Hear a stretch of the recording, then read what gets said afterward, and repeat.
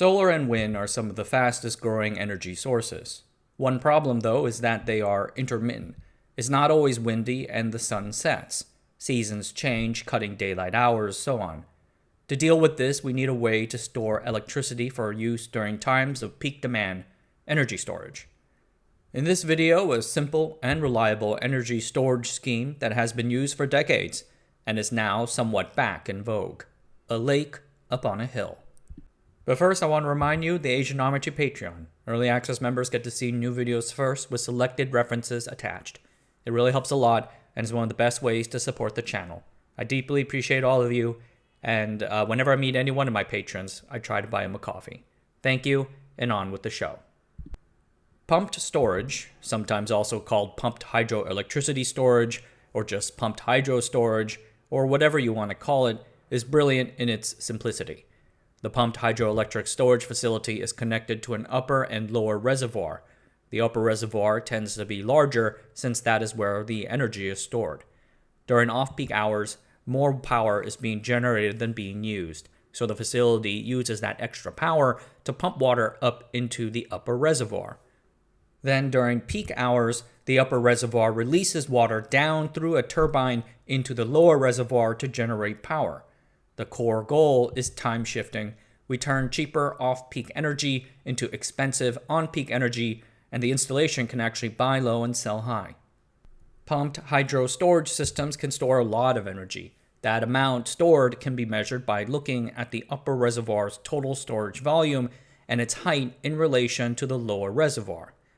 It is true, though, that you won't get as much back out as you put into it. About 70 to 80% of the energy spent pumping the water into the upper reservoir is eventually recovered, a metric known as cycle efficiency. That number is not particularly high, so that needs to be considered in investment calculations. The most basic type of pumped storage system is the pure or closed loop. This is where the station only pumps the water in the reservoirs without natural inward flow. A few examples. France's Montazique power station is a closed-loop system. With 910 megawatts capacity, it is the country's second largest facility. As is Australia's 250 megawatt Kidston pumped storage hydro project, which is in development. It's Australia's first pumped storage system in 40 years. It uses two former mining pits as the upper and lower reservoirs, which is kinda cool. Closed loops are uncommon, so their environmental impact is not well studied. But theoretically, it should be less impactful because there's more flexibility in where to put them, and they are disconnected from a larger ecosystem. A more commonly found alternative is an open-loop pumped hydro system. This is when one or both of the two reservoirs are connected to a naturally flowing water source. All of the United States' existing 43 pump storage stations are open loop. How it usually goes is that there is already some existing hydroelectric project, like a river or stream, and the engineers notice that the terrain makes it possible to tack on the upper reservoir. These are often cheaper to build, but being connected to the local hydro ecosystem, their power output is more dependent on seasonal variations and natural conditions. For example, the San Diego Hodges Reservoir has a small 40 megawatt pumped storage facility attached to it, but it has been offline recently due to low water levels. And then there are a few twists on the concept. For instance, you have the underground pumped storage scheme. Here, the upper reservoir is on the surface, and the lower reservoir is located some hundreds of feet underground. It's still a concept, but presents an interesting use case for caverns or abandoned mines, assuming we can overcome some of the technical risks like keeping the underground reservoir stable and removing or venting potentially explosive mine gas. Another interesting variant is the seasonal pumped storage system. These are adapted to offer long-term water storage benefits as well. Water is pumped into the reservoir when that water is plentiful, like during the rainy seasons, and then during the dry season, that stored water is released to both generate electricity as well as service people or plants with potable water. The first known pumped hydro storage stations were built in the alpine areas of Europe. Such areas offer two of the most important things we need to build a pumped storage station: a difference in elevations close together, and a lot of water. In 1909, what has been called the first pump storage system opened in Schaffhausen, Switzerland. It was small, with separate pumps and turbines. By the 1930s, there were 40 such facilities across Europe. The first utility-scale pumped hydro storage station in the United States was the Connecticut Light and Power's Rocky River Station, which began operations in 1929. It was connected to the Housatonic River, and when the river's water level was high and power abundant, then the pump storage station's two reversible pumps pumped water uphill to an artificial lake called Candlewood. At peak load, water falls back down through those same reversible pumps to the river to generate power. The $6 million Rocky River Station was an engineering milestone. However, its design was not widely adopted. So prior to the 1950s, the pumps and turbines were mostly separate. This was good for efficiency because it meant you can design each for maximum performance, but doing so added substantial extra installation cost. Then, in 1956, the Tennessee Valley Authority installed the Hiwassee Dam Unit 2. That unit featured the world's largest and most powerful reversible turbine, combining pump and power generation capabilities into one. The single-unit arrangement supplanted the old setup of separate pumps and turbines. In the late 1950s and 1960s, American utilities started investigating the integration of nuclear energy into their grids. Nuclear energy produces a continuous, inflexible amount of energy. Engineers realized that they needed to time shift that supply to match demand, and pump storage was the perfect way to do that. For the next few decades, pump storage and nuclear were highly bound together. The two were often designed together as part of the same power complex. Reservoirs were placed in between the nuclear station and large population centers. And then in the 1970s, we had the global energy crises. This kicked off massive investments into energy generation, and pump storage came along with the ride. The next 2 decades saw some of the world's largest pump storage systems built in the US, Japan, and Europe. For example, the Bath County Pumped Storage Scheme in Virginia started in 1977 and completed 8 years later in 1985 at a cost of $1.6 billion. It had max power generating capacity of 2.1 gigawatts at the time of completion, and retained the crown as the world's biggest for over 40 years.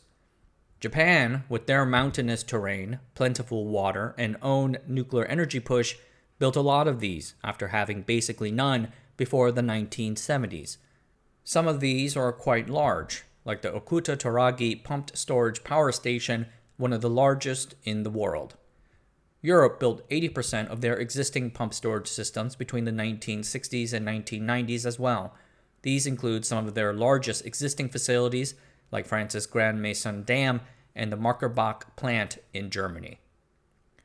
This global pump storage construction boom ended in the 1990s for a number of reasons.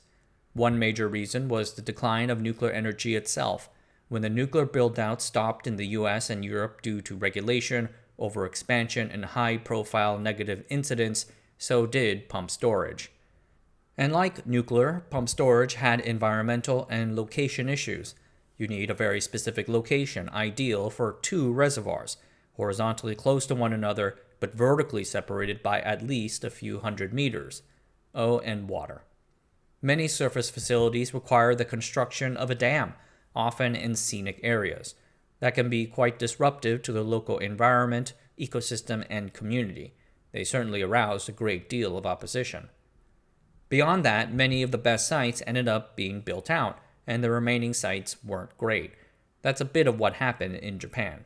But the Japanese, to their credit, were undeterred. They built the first pump storage facility to use seawater, the Okinawa Yanbaru Pump Station. This prototype station cost about 3.2 billion Japanese yen and had to overcome some unique technical issues, especially regarding seawater transport. But it works. Sadly, however, it failed to turn a profit and was eventually dismantled in 2016. This leads me to a larger market change. Before the 1990s, utilities in the United States and Europe were vertically integrated monopolies handling both generation and transmission. for instance, France's EDF and Italy's Enel. Then, in the 1990s, many states and countries moved to a competitive wholesale market with power being freely bought and sold. Independent companies were allowed to enter the market to add competition. This changed the economics of pumped storage hydro. In the old days, the big monopoly utilities can justify the $1 to $2 billion upfront investment costs plus an ongoing 20 to 30% efficiency loss because it optimized their own power systems. But now those systems were split apart, and a deregulated market closed the gap between peak and off-peak prices, making asset cost recovery more uncertain. Mix in the rise of LNG, and you can see why investment in pump storage projects, at least in the US and Europe, ended for many years. Now, the new rise of intermittent solar and wind energy sources has renewed interest in pump storage. And the People's Republic of China is in the midst of one of the great renewable energy infrastructure booms in history. To properly match all that intermittent supply with demand, China's big state-owned utilities, like State Grid of China, the world's third largest company by revenue, is also building a lot of pumped hydro storage too. The Chinese are late to the party, starting in the 1990s, but caught up fast. In 2014, China had the third most installed capacity in the world behind Europe and Japan. They had about 22.6 gigawatts back then. They have since rocketed way past that. In mid-2024, the Chinese government announced they had 50 gigawatts of installed pumped storage capacity. This includes the world's largest single pump storage facility, Fengning, with total capacity of over 3.6 gigawatts. Their pace of construction shows no sign of stopping. Projections have them hitting 63 gigawatts by the end of this year, 2025.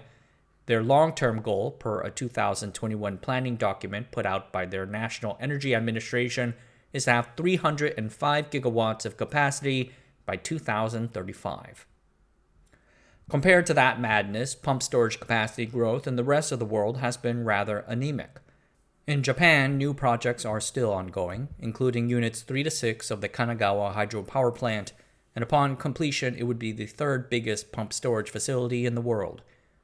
Europe's energy crisis has made pump storage's high energy capacities more attractive, and a number of expansions and new projects are in the works in Switzerland, France, Italy, Albania, and Bulgaria. There are a number of projects in Scotland, where wind energy has really blown up. One project that caught my eye is at the world-famous Loch Ness. Announced in 2024, it would have up to 2 gigawatts of power generation capacity, enough for 400,000 households, though there are concerns about the loch's water levels, the well-being of the Atlantic salmon, and the monster, of course. And then there is the United States. The rise of intermittent renewables in the 2010s, plus significant tax credits from the 2022 Inflation Reduction Act, has brought a compelling case to start building these again. The United States has plenty of eligible sites for more pump storage, and the American Federal Energy Regulatory Commission has permitted 24 pump storage projects to go forth. Yet the United States has not completed a large-scale pump storage facility since 1985, the aforementioned Bath County, and no project of any size has been completed since 2012, the aforementioned Hodges Lake system in San Diego. Such delays have been due to various local environmental concerns, an example being the 1.3 gigawatt Eagle Mountain hydroelectric pump storage project. They first applied to build this using 2 unused mining pits in the desert back in 2009. FERC authorized it 5 years later in 2014. But things have since been held up due to litigation over the use of 35 billion gallons of desert groundwater, spread out over 50 years, right-of-way approvals, and concerns about effects on the nearby Joshua Tree National Park. It's been 11 years, and we haven't yet started construction. Just normal California things. One of the reasons why the United States has not been really growing its pump storage capacity has been the rise of alternatives, the most formidable of which are the battery energy storage systems, or BESS. These are essentially utility-scale enclosures of batteries, most often lithium-ion. Compared to pump storage, they store far less energy, but offer more flexibility and cycle efficiency. They're also somewhat easier to build. Nowadays, battery enclosures are built inside standard-sized shipping containers and moved right to the site for install. BESS are growing fast, especially in the south and southwestern regions of the United States, states like Texas and California, where there's a lot of sun or wind. Prior to 2024, pumped storage was the United States' largest form of utility-scale stored power generation, with about 20 to 22 gigawatts of capacity. But in 2024, the United States nearly doubled its amount of battery storage, so BESS is now ahead with 29 gigawatts of power generating capacity. Considering BESS's high speed of installation so far and the slow rate of new pump storage projects, I do not expect them to give up that spot anytime soon.